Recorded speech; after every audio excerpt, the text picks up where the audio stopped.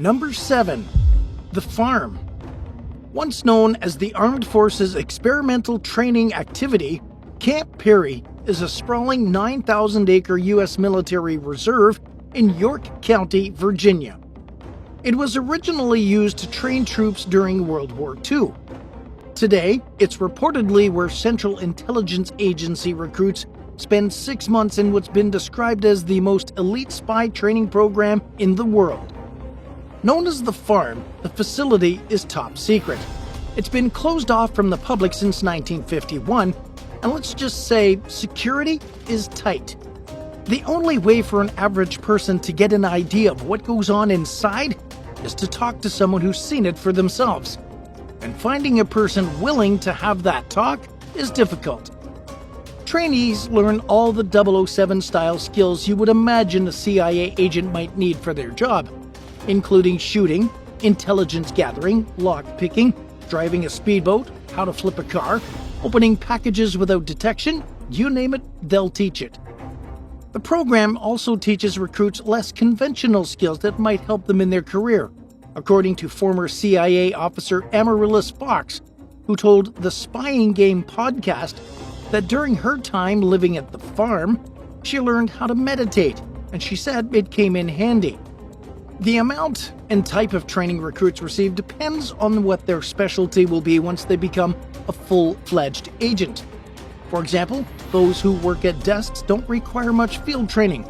Everyone there is subject to mock scenarios that are treated as seriously as they would be in real life, and they also learn how to withstand captivity and torture. Just in case. Those who go on to work in James Bond-type roles often spend more than the typical 6 months in training. Number 6. Top secret Iranian drone bunker. In May 2022, the Iranian army revealed that they have an underground bunker deep in the Zagros Mountains. In what the Daily Mail compared to a James Bond supervillain's lair, footage that popped up on state-sponsored TV showed military personnel whipping around on motorized buggies in a network of long concrete tunnels. Officials kept most of the details of the base under wraps, but claimed that the bunker houses 100 drones, including those capable of firing missiles. The exact location of the site is unknown, but it's somewhere near Iran's nuclear production site in Natanz. The discovery of the base set off alarm bells for U.S. military personnel. According to the Associated Press, experts who examined satellite images believe that the facility is so deep underground that it's likely beyond the range of U.S. weapons. This is especially concerning considering Iran's ongoing production of uranium ever since its nuclear negotiations fell apart. Given the inaccessibility of the bunker, it's unclear if the U.S. would even be capable of stopping Iran from making atomic bombs. Iran says that its nuclear ambitions are peaceful and within reasonable international guidelines, but inspectors haven't been allowed into the country's production facilities for years, and the highly secretive nature of the newly constructed bunker has only heightened suspicions among neighboring countries. Number 5. P.O. Box 1142. Located at Fort Hunt in Fairfax County, Virginia, there's a top-secret base known as P.O. Box 1142. It functioned as the East Coast headquarters for major U.S. intelligence operations during the Second World War. One of the site's main functions was to teach soldiers how not to get captured through an escape and evasion program. Troops also learned about the best escape methods to use if they were ever seized by the enemy. Between 1942 and 1945, over 3,450 German prisoners of high intelligence value were detained and interrogated. They were questioned on everything from Germany's military structure to details of its weapons technology, scientific research, and rocket development. U-boat captains and crew members were asked about the technical operations of their submarine, while scientists were grilled on topics like atomic weapons development. Interrogators underwent extensive training in both counterintelligence and psychology. Many were recent immigrants to the U.S. who were familiar with Germany's culture and spoke the language well. These staff members were revered for their highly effective yet non-violent methods, which were tailored to individual prisoners. It wasn't until long after P.O. Box 1142 halted operations when bits and pieces of information about what went on at the facility started to come out. In recent years, the National Park Service tracked down and interviewed 59 veterans who used to be stationed there. Several former staff members remembered how they buttoned up the German prisoners by giving them luxuries that aren't normally offered to detainees, including their preferred reading materials, good food, alcohol, and cigarettes. They were also allowed to gamble and have female visitors. The goal was to get the prisoners to relax and get them to share valuable information. Veteran Edmund Carpenter told the NPS that he trained in a separate building on the site with Bond-esque technological devices, which often involved hiding maps, radio parts, currency, and more inside everyday objects like baseballs, hollowed-out chess pieces, and even shaving brushes. The U.S. Army's first cryptographer was also stationed here.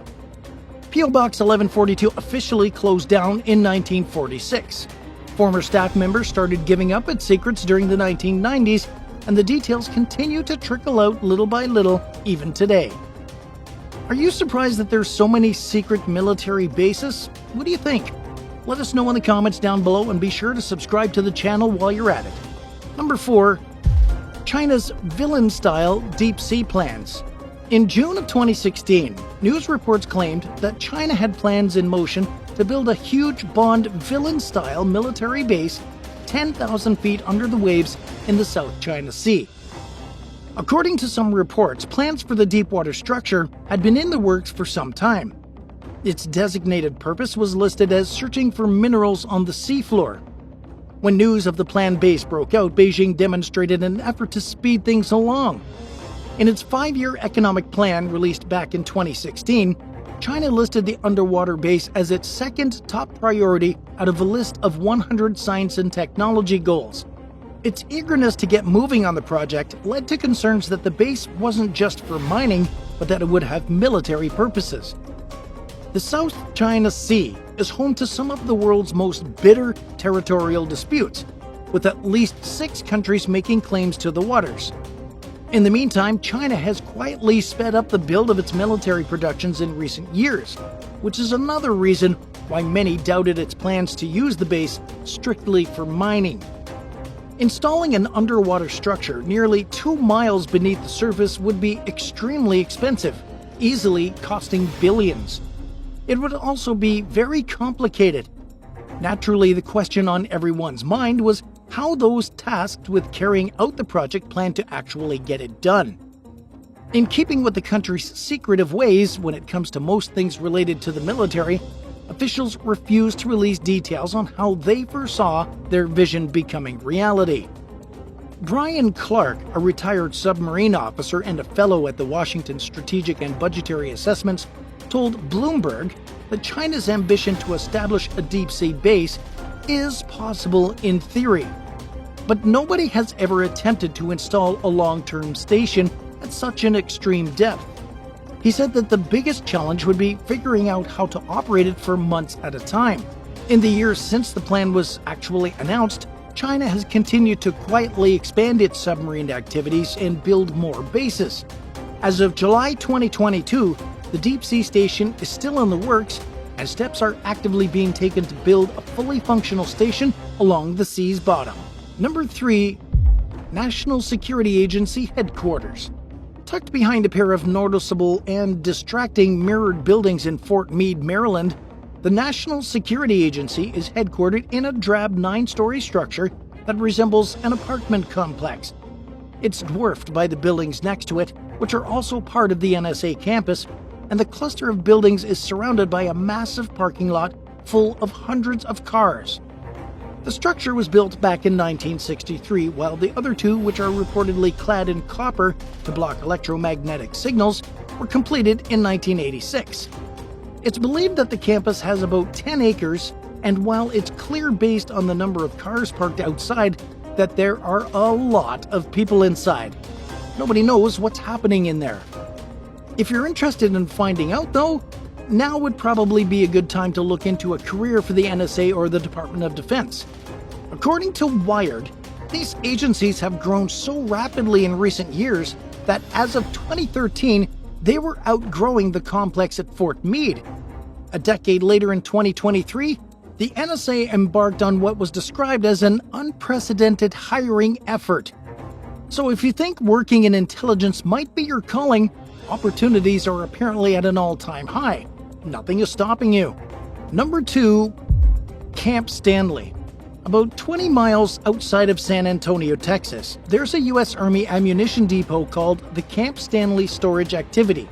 It initially functioned as infantry quarters during the early 20th century. Today, the site is used as a substation of the San Antonio Arsenal. As of 2005, the military identified Camp Stanley as a weapons and ammunition storage, testing, and training site. Sounds normal, right? But there's more to it. In 2010, rumors started swirling after a job posting for environmental work described the property as the site of sensitive missions. The ad said that the security requirements for the job are much more restrictive than other military installations.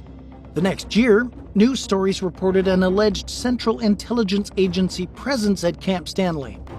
These claims came after a CIA official named Kevin Shipp sued the government over a house he lived in at Camp Stanley 10 years earlier. Government officials were quick to try silencing the suit, but the New York Times got a hold of court records from a separate but related lawsuit and made the connection between the CIA and Camp Stanley. Reporters believe that the CIA's affiliation with Camp Stanley had something to do with the storage of ex-Soviet weapons and the secret distribution of arms to fighting factions in conflicts that the U.S. doesn't outwardly support. In 2013, former CIA analyst Alan Thompson identified Camp Stanley as the probable site of a weapons stash called the Midwest Depot. It was supposedly in operation from sometime during the early 1960s until 2010, which, if true, means that it dates back to the beginnings of the CIA itself. In Thompson's opinion, this points towards the likelihood of the U.S. giving weapons to resistance groups in Soviet-occupied Eastern Europe. Thompson's report, which contains copies of government documents that he pored over, is convincing, but officials have declined to comment on the matter. Repeated requests by the San Antonio Express News to tour the facility have also been rejected, leaving a big fat question mark on what actually happens there. As the New York Times pointed out, there are no outward signs that the site is a CIA facility, but there probably wouldn't be given the agency's secretive nature. And at number 1, the Cheyenne Mountain Complex. Close to the Peterson Air Force Base in Colorado Springs, the Cheyenne Mountain Complex was built back in the 1950s. As it's situated deep inside a mountain at 7,000 feet above sea level, the 5-acre site was originally supposed to be used as a hardened command and control center against long-range Soviet bombs. It sits under 2,000 feet of granite and is one of the most secure facilities in the whole of the United States. The property is also protected by 25-ton blast-proof doors on all sides. Its 15 three-story buildings sit on top of specialized springs in the event of an earthquake or an explosion. The springs should stop the structures from moving any more than an inch. The complex is also capable of withstanding a 30-megaton nuclear explosion from as close as 1.2 miles away, as well as radiation bursts called electromagnetic pulses. There are enough beds at the site for most of the site's employees in case the need ever arises, as well as suites for high-ranking personnel, fitness centers, medical facilities, a cafeteria, volleyball and basketball courts, a racquetball facility, a softball field, and even a putting green. The property is outfitted with 6 generators, cooling and heating systems, a water supply, an escape hatch for emergencies, a diesel fuel reservoir, a communication center, and anything else it needs to operate without help from the outside world for extended periods of time. There's also a massive water reservoir, which would help the complex remain at a cool interior temperature if needed. Cheyenne also has its own crew of firefighters who undergo specialized training on how to combat fires in the unique facility.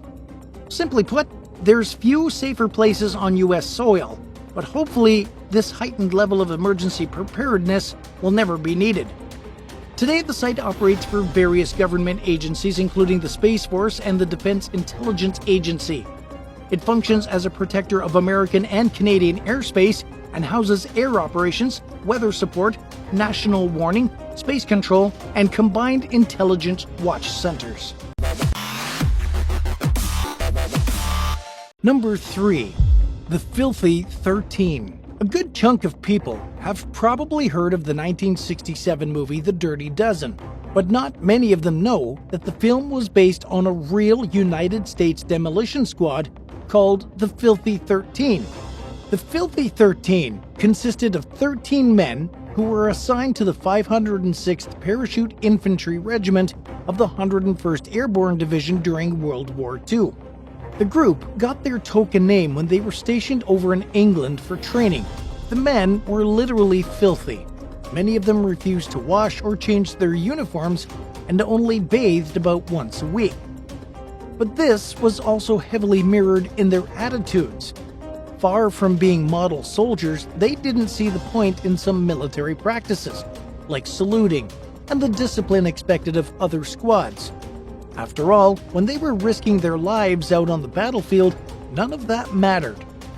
This attitude led the group to have many disagreements with their superiors, one of them being their commander, Colonel Sink, who many might know from Band of Brothers. One of their most notable people in the Filthy 13 was Private Jack McNeice. He took over leadership of the squad by becoming their sergeant on June 6, 1944, after their previous leader, Lieutenant Charles Mellon, was taken down in combat. McNeice was part Choctaw, and this bled over into his command of the Filthy 13.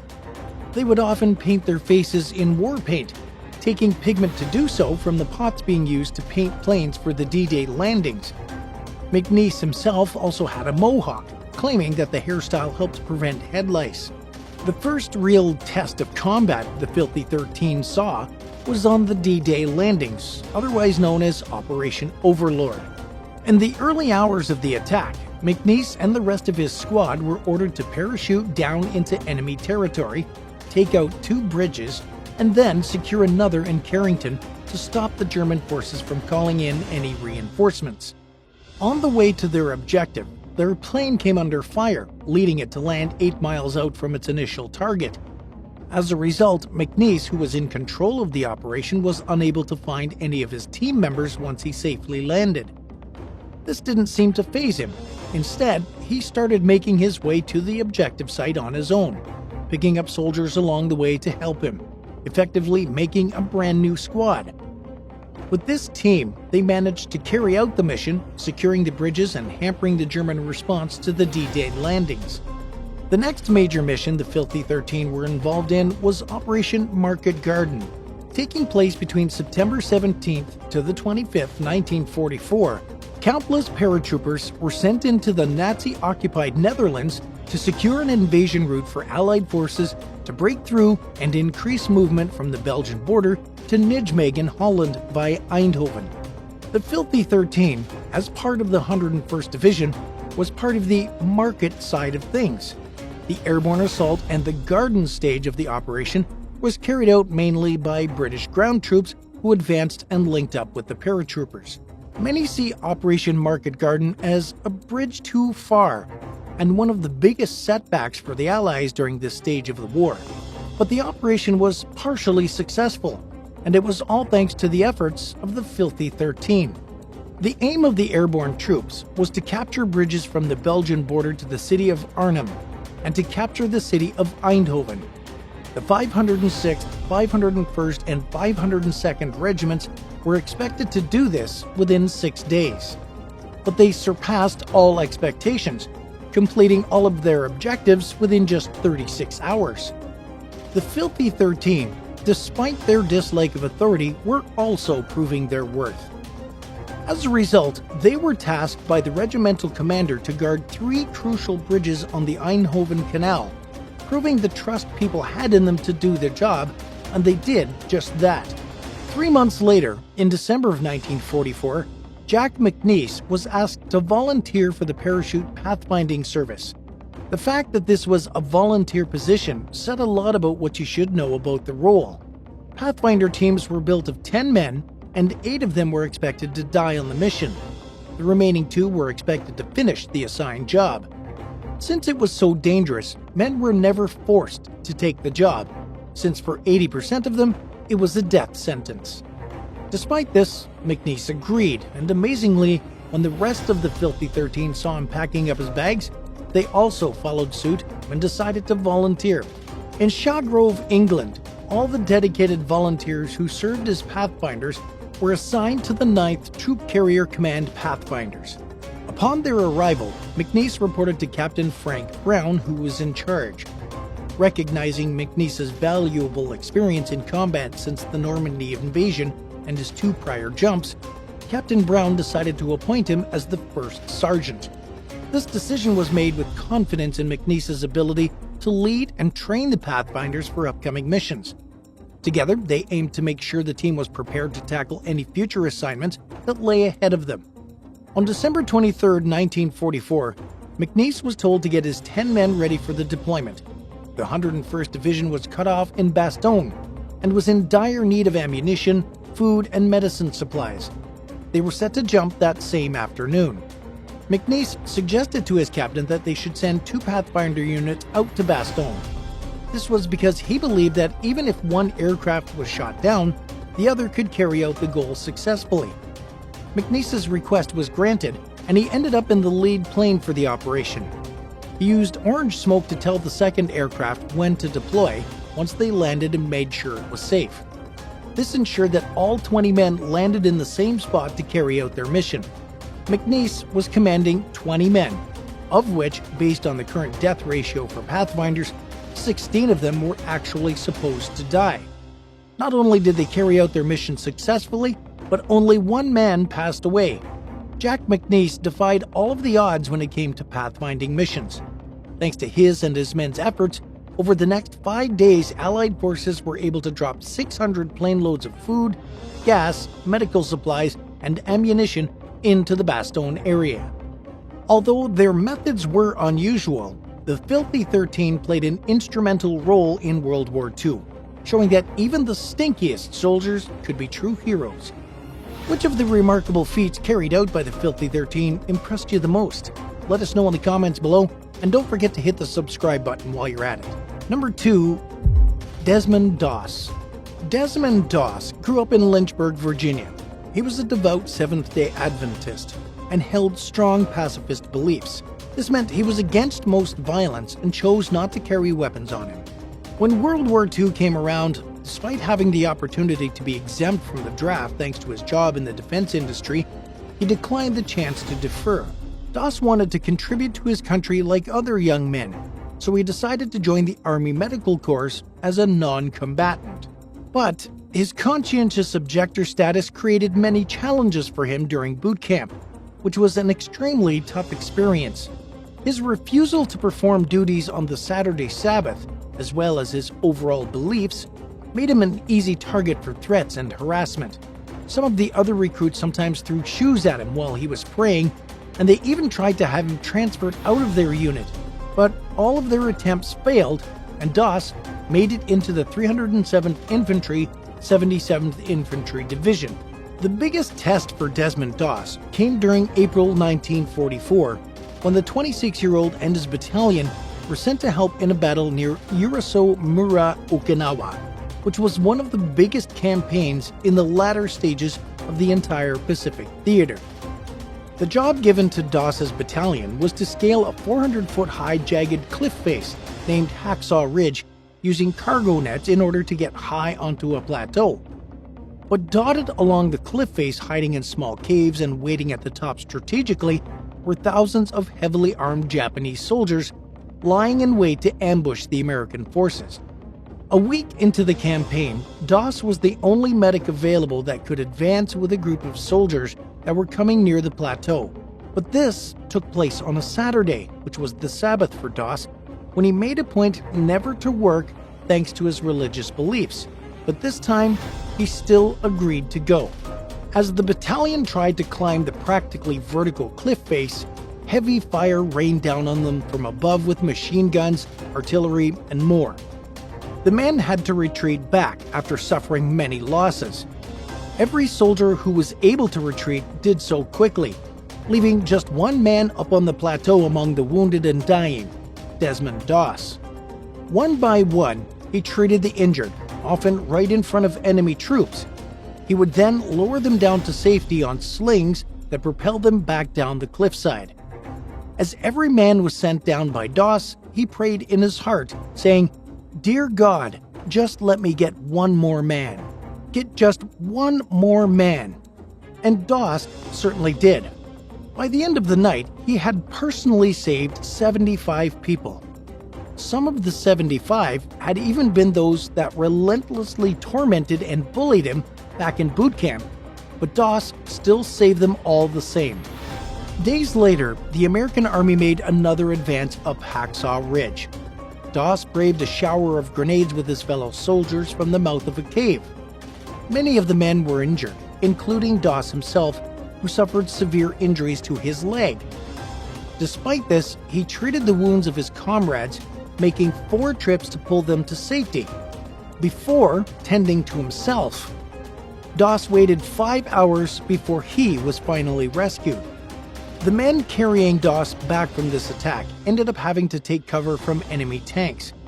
While they waited for the barrage of fire to cease, Doss climbed off the stretcher and treated another ill man who was sheltering with them, before demanding that the other man get on the stretcher instead of him.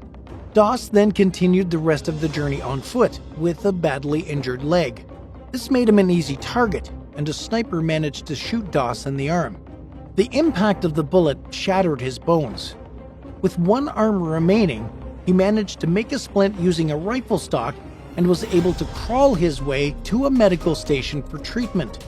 In October 1945, Desmond Doss was brought back home to the States, where he underwent a surgery to remove the bullet pieces from his arm. As soon as this was finished, he went to Washington, D.C., where he received the Medal of Honor from President Truman. Despite refusing to ever pick up and use a gun and still observing the Sabbath, he also received the Purple Heart and Bronze Star, all without harming another human being. And at number 1, Frank Luke Jr. Frank Luke Jr. from Phoenix, Arizona, was an American pilot whose incredible achievements in air combat during World War I earned him a reputation as a leading balloon buster. Although he had natural flying abilities, Luke occasionally faced challenges adapting to the strict military hierarchy and discipline that characterized command structure. Despite this, his aerial prowess set him apart from the other soldiers. Luke started flying in August of 1918 as part of the 27th Aero Squadron of the 1st Pursuit Wing and conducted patrol missions. It was a month later in September that Luke came face to face with German observation balloons. While these blimp-like structures initially seemed harmless, they were incredibly dangerous. It wasn't the observation balloons themselves that proved to be a problem, but the balloons were heavily guarded with multiple anti-aircraft guns and often military aircraft as well. This could spell disaster for any pilot wanting to take one down. But it was imperative to remove as many balloons as possible, since they were an incredibly useful asset. Not only could they provide information on enemy movements, but they allowed observers to give feedback to troops on the ground, allowing them to adjust artillery strikes in real time and improving their accuracy and power. Having an observation balloon in the air could easily turn the tide of the battle. It turned out that Luke was pretty good at taking these balloons down, and the US didn't want to lose a good pilot, so he was grounded and told that if he went out flying somewhere, he would be declared AWOL. Luke didn't care and flew anyway. Between September 12th and September 29th, 1918, he shot down a total of 14 observation balloons. September 29th marked the day that the young pilot shot down 3 balloons in under 45 minutes, something no one had managed to do before. But this stroke of brilliance eventually led to Frank Luke's downfall. Not long after he shot down the 3rd balloon, Luke came under anti-aircraft fire and was taken down.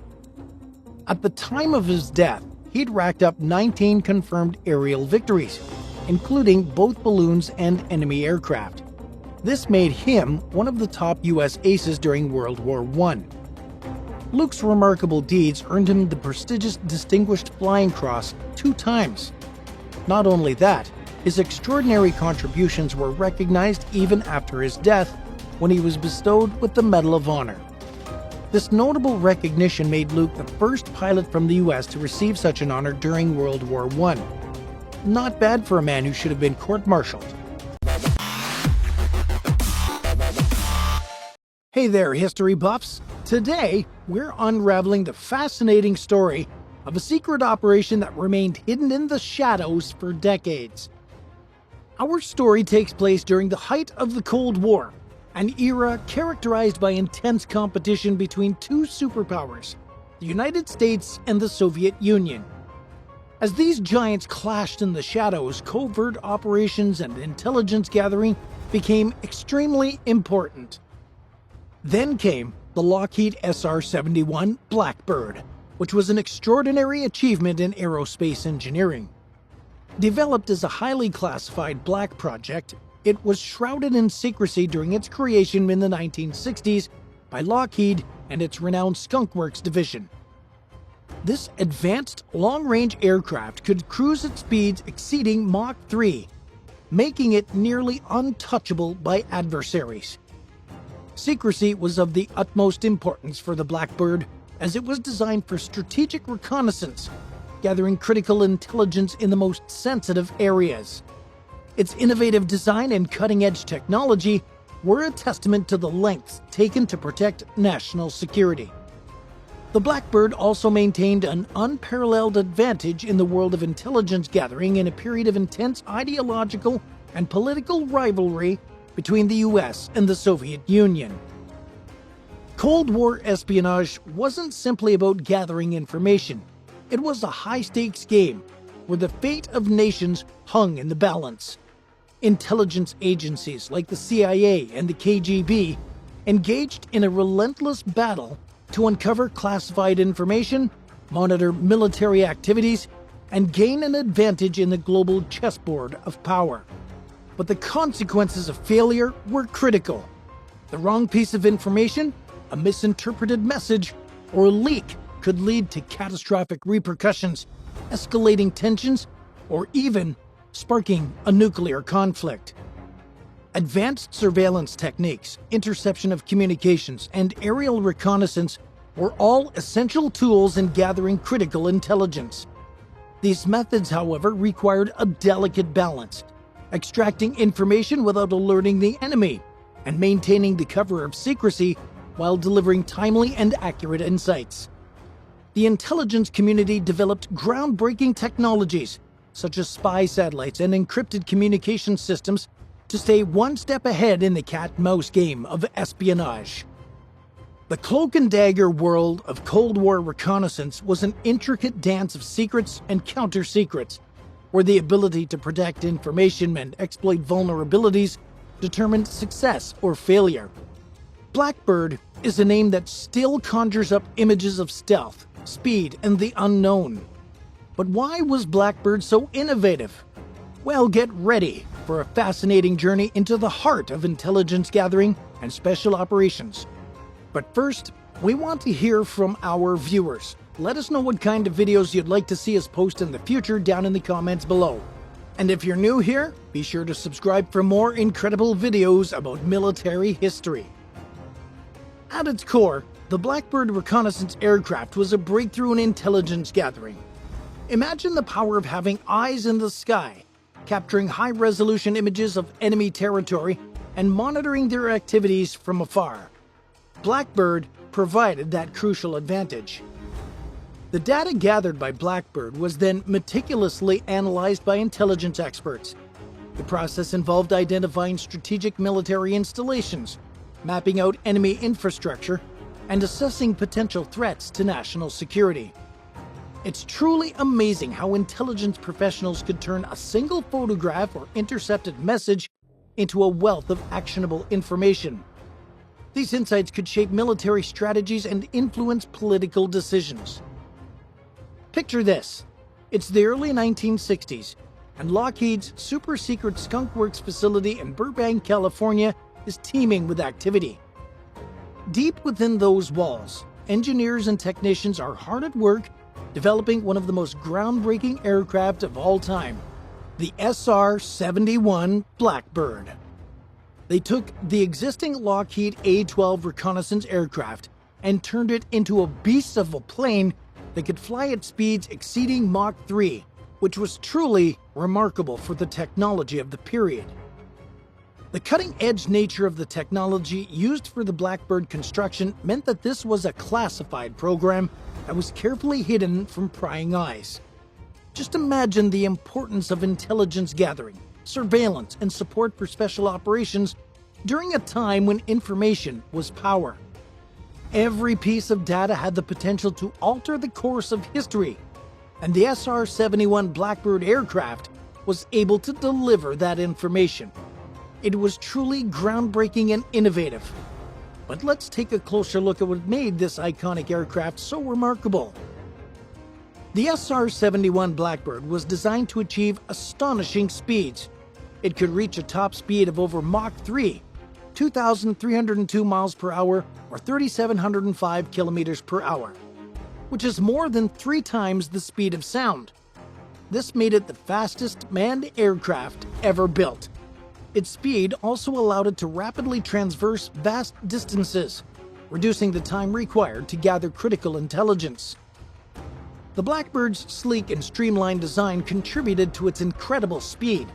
Its unique shape, with a long and slender fuselage, reduced drag and enabled it to cut through the air with minimal resistance. The chines, longitudinal lines of sharp change on the nose of the aircraft, and the swept-back wings further enhanced its aerodynamic performance. The Blackbird could fly at altitudes exceeding 85,000 feet, far above the reach of most surface-to-air missiles and enemy aircraft. Operating at such heights provided a significant advantage, as it allowed the Blackbird to fly in the stratosphere, where the air is thinner and the resistance reduced. This high-altitude capability also facilitated the collection of detailed imagery and electronic intelligence. To withstand the extreme conditions of high-speed and high-altitude flight, the SR-71 Blackbird was constructed using advanced materials. The aircraft was primarily made of titanium, which offered strength, durability, and resistance to high temperatures. Its fuselage expanded during flight due to the intense heat generated by air friction, a phenomenon known as thermal expansion. But this expansion required precise engineering to ensure the aircraft maintained its structural integrity. The Blackbird was equipped with state-of-the-art reconnaissance systems. Its primary sensor was a suite of advanced cameras and optical equipment, capable of capturing high-resolution imagery from a considerable distance. The aircraft also carried electronic intelligence gathering systems, allowing it to intercept and analyze enemy communications and radar signals. These sophisticated systems provided vital intelligence to decision-makers, enabling them to assess threats and monitor enemy activities. The Blackbird incorporated innovative techniques to reduce its infrared signature, making it harder for enemy infrared sensors to detect and track the aircraft. The extensive use of radar-absorbent materials and coatings, along with the careful design of the engine exhaust, minimized the aircraft's heat signature, and in turn this reduced its vulnerability to heat-seeking missiles and enhanced its stealth capabilities. The Blackbird's airframe and engines were meticulously designed to work together seamlessly. The Pratt & Whitney J58 engines, capable of sustaining supersonic speeds, were integrated into the fuselage to optimize aerodynamic performance. This design allowed the engines to exploit the aircraft's forward momentum for increased efficiency and power. The Blackbird had an impressive range, enabling it to conduct extended reconnaissance missions. With aerial refueling, it could cover vast distances without the need to land and refuel. This long-range capability made the Blackbird a versatile asset, capable of operating anywhere in the world with minimal logistical support. The SR-71 pushed the boundaries of aeronautical engineering and set new standards for speed, altitude, and reconnaissance capabilities. Its advanced design, revolutionary materials, and cutting-edge technology made it an unparalleled asset in gathering critical intelligence during the Cold War era. The development of Blackbird was hidden from public knowledge for an astonishingly long time. But in 1962, Lockheed and the US Air Force had a problem. They had to figure out a way to transport this super-secret aircraft from the Lockheed factory in Burbank to the top-secret US Air Force test site at Area 51 in Nevada without raising any eyebrows. It's not like they could just slap a top-secret aircraft keep-out sticker on the side. Keep in mind that this was before the C-5 Galaxy, the Air Force's massive transport aircraft, which came onto the scene in 1970. That beast could secretly transport the F-117 stealth fighter to Area 51. But back in the SR-71 days, they needed to be a bit more creative. So, a top-secret operation run by the CIA was created, a false front truck line called Roadrunners International. And no, we're not talking about a bunch of cartoon birds on wheels. Roadrunners International was created solely for the purpose of hauling SR-71's fuselage and wings to the top-secret test site. It was the ultimate undercover operation on wheels. Nothing was left to chance, and meticulous planning and preparation was the order of the day.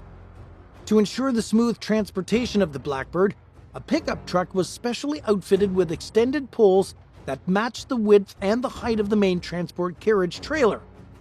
The first step involved mapping out the estimated route, carefully noting any obstacles that could impede the movement of the carriage boxes. And where necessary, measures were taken to remove these obstacles. Roadside barriers like signs were relocated, and trees were cut and hinged to allow for easier passage. Even roadside soils were cleared in certain areas to guarantee a clear path for transportation. This survey work began in 1959, 3 full years before the inaugural journey in February of 1962. Along the route, stopover locations were strategically planned in coordination with the highway patrols, ensuring suitable places to stay overnight. Meanwhile, behind the scenes, the dedicated team at Skunk Works tirelessly continued the design and construction of the aircraft's specialized carriage system. Picture this: a seemingly ordinary truck rolling down the highway, blending in with the other vehicles. But little did anyone know that that truck was carrying the incredibly advanced top-secret SR-71 Blackbird, carefully hidden from prying eyes. Imagine hauling a massive package that measures 65 feet long and 32.6 feet wide. That's like transporting a giant top-secret puzzle piece. But here's the kicker: it wasn't just one trip. In total, they had to make 18 journeys to Area 51 and 3 trips to Palmdale to transport the first 3 SR-71s ever built. And here's a fun fact: the transportation could only take place on weekdays. No weekend or holiday travel was permitted for these special deliveries. CIA agent Jim Noche was involved in the operation and later recalled, "We left the area early in the morning, taking turns driving until we reached Burbank." He then explained that when they arrived, the article was concealed in a large crate and covered with a tarp on the semi, ready to travel. Then, after they had lunch, they headed up Highway 95, and once they reached the ranch, the article was uncrated and put on a cart by something like a cherry picker. Noche then says that he believes the box was broken down and loaded onto the trailer before it was sent back to Burbank. He said that he wasn't aware of anyone taking pictures from his group, but Noche did recall an incident where a Greyhound bus barely scraped the side of the box, so the driver was given cash to fix the few scratches in order to avoid insurance claims. There were other heart-stopping moments along the journey, made evident by photos that were taken at the time. Several of these images reveal the massive wheels on the transportation vehicle sinking into the soft soil, leaving us to wonder how they managed to free the truck safely. Other photos highlight the dangerous proximity of the load to road signs and bridges, underscoring the delicate maneuvering required to navigate through tight spaces. And once all the trucks containing the parts for the prototype aircraft A-12, also called Article 121, arrived safely at the test site, a flurry of round-the-clock activity commenced. The pieces of the SR-71 were carefully unloaded and reassembled, fitting the fuselage and wings together to create the aircraft. The dedicated team worked tirelessly to finalize the assembly and conduct engine runs. They also performed system checkouts and carried out taxi tests, the last series of tests before the aircraft's first flight. Then, finally, on April 26, 1962, Lockheed test pilot Lou Schock took to the skies for the inaugural flight of Article 121.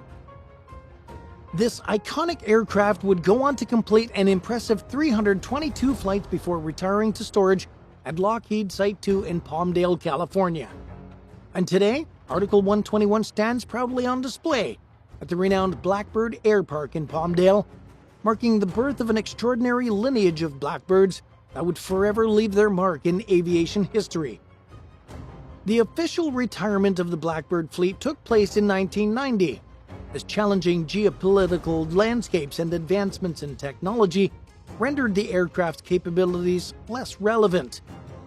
With the end of the Cold War and the emergence of satellite-based reconnaissance systems, the need for manned strategic reconnaissance platforms diminished. Following their decommissioning, many of the aircraft were carefully preserved and placed in museums and other institutions to showcase their historical significance. Several SR-71 Blackbirds can be found on display in prominent aviation museums, including the Smithsonian National Air and Space Museum in Washington, D.C., and the Museum of Flight in Seattle. The Blackbird played a significant role in advancing stealth technology. Its sleek shape and radar-absorbing material set the stage for future stealth aircraft, such as the F-117 Nighthawk and the B-2 Spirit. The Blackbird's design principles and research into minimizing radar signatures paved the way for the development of aircraft that could operate undetected by enemy radar. And its influence on stealth technology has had far-reaching implications for modern military aviation. Today, the Blackbird stands as a testament to human achievement, and its legend lives on.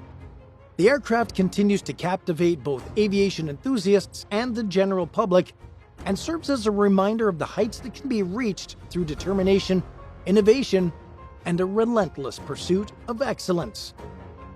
Do you think the military should be allowed to carry out top-secret projects without informing the general public? After all, it is the people's tax dollars that pay for these covert programs. Let us know your thoughts in the comments down below. And if you enjoyed this video, be sure to subscribe to the channel. Thanks so much for watching, and we'll see you in the next one. Bye for now.